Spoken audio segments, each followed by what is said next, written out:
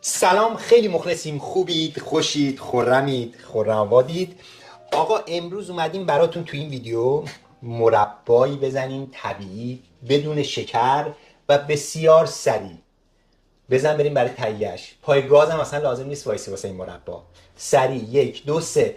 ببین میخوایم چیکار بکنیم. راحته ولی شعبده بازی هم نیست. با ما همراه باشید. برای شروع اینجا ما عسل داریم.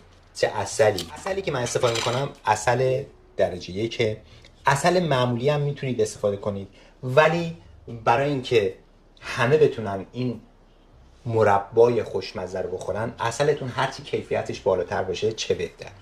پس من اینجا از این عسل خوشگل به اندازه دلخواه هر چقدر دوست دارید میریزید داخل یک کاسه.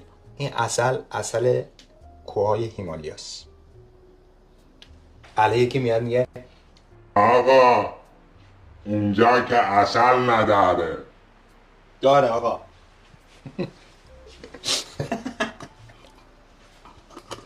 آخه تو مگه اونجا بودی؟ بریم برای زدن عسلمون که عسلمون از خودش باز شه، از خودش بیخود بشه. توت فرنگی هایی که من استفاده میکنم توت فرنگی های فریز درای هستش. فریز درای یعنی چی؟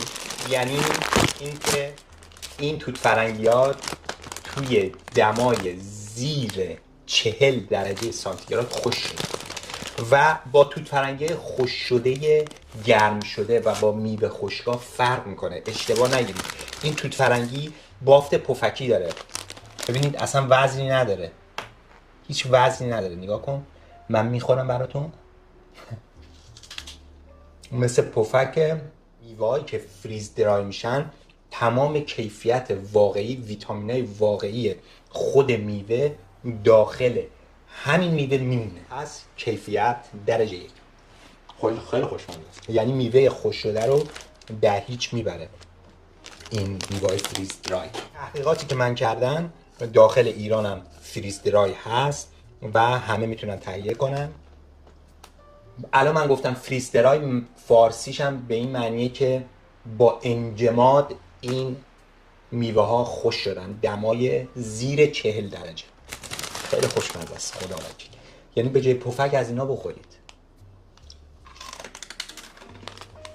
من نصف از این پلاستیکی که توش توت فرنگی بود و نگه داشتم، نصفش هم میریزم داخل یه ظرف. ببخشید گند زدم، پلاستیک سوراخ بود، خیلی گند زدم. خب الان من درستش میکنم، هیچ ایرادی نداره، تو کار پیش میاد، اصلا مشکلی نیست. توت فرنگی رو من ریختم توی میکسر و پودرشون بکنم. این پودر کاربردهای دیگه هم داره. شما میتونید از این پودر برای طعم‌دهی خیلی از دسرها، خیلی از کارهای دیگه طبیعی و رنگدهی طبیعی و طعم طبیعی، یعنی مثل این پودرای رنگ دهنده غیر طبیعی نیست، شیمیایی نیست. پس خیلی ارگانیکه، خودتون هم میتونید تهیه کنید خیلی راحت. اینو میریزیم داخل عسل. مراسم پراسم دارید بریزید سر عروس‌دومان، هر کاری دوست دارید باش بکنید. خوشمزه و خوش ترکیب و عالی.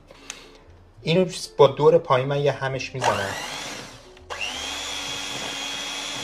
خب تو این قسمت اگر دیدید عسلتون کمه میتونید عسل هم باز بهش اضافه کنید و مقدار عسل و موادی که میزنید داخل مرباتون خیلی دل بخواهیه. رقیق دوست دارید، غلیظ دوست دارید. و الان من از این توت فرنگی ها میتونم به 4 قسمت یا به نصف تقسیم کنم و قاطی این مربای خوش رنگم بکنم. به به به. حالا این هی رنگش میاد بیشتر میشه، یعنی هی خوشگل‌تر و قشنگ‌تر هم میشه. الان من روی این تخته دارم کار میکنم. برای شما سوال میشه که این شمعایی که ما روشن کردیم وسط نون چیه؟ اینا شمعای خوراکیه، هر کدومش هم طعمای مختلف داره. توی ویدیو گذاشتیم، یا قبل یا بعد این ویدیو میاد و میتونید برید نگاه کنید. کار قشنگیه. بقیه مشمارم من توت فرنگیاشو برداشتم به 4 قسمت تقسیم کردم، میریزم داخل عسل و با یه لیسک شروع میکنم اینو به هم زدن. حالا زمانی که میمونه این عسل جذب این توت فرنگی ها میشه و خیلی لذیذ میشه و شما میتونید برای صبحانه اینو استفاده کنید. کاملا ارگانیک و خوشمزه بدون هیچ نگهدارنده غذایی داخل مرباتون.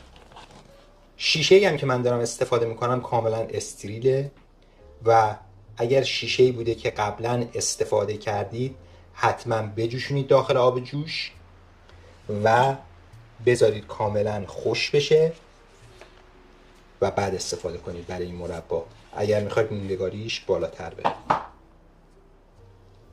بریم برای مزه کردن این مربای خوشمزه. البته این مدلی هم که ما زدیم مدل بلوبریشه، همین مرباست با عسل روشن‌تر. یه ذره عسلمون کیفیت عسل قبلی رو نداشت و اینم عالی شد، چه رنگ و بویی گرفت. اینو ما 3-4 روز پیش تهیه کردیم، خیلی عالی شده. به سلامتی همتون.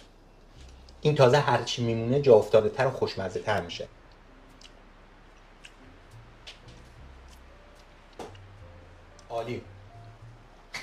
عالی شده، خیلی خوشمزه شده. باب یه صبحونه کره‌خوری تو صبح جمعه در کنار خانواده این مربا رو بزنی، همجوری کره بزنی رو نون تازه برداری بری.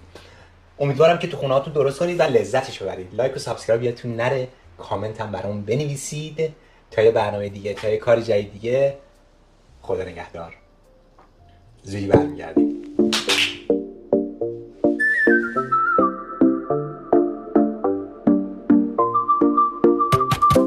اگه میگی مربا دوست داری اما کمی رژیم داری، پاشو همراه من یکم شاد شه اون شکم.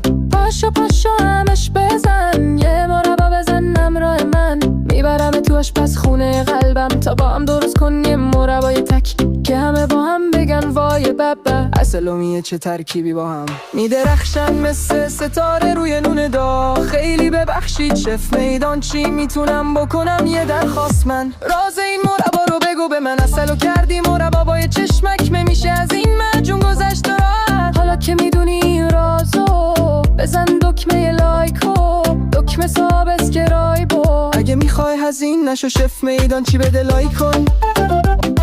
اگه میگی مربا دوست داری اما کمی رژیم داری، پاشو همراه من یکم شاد شه اون شکم.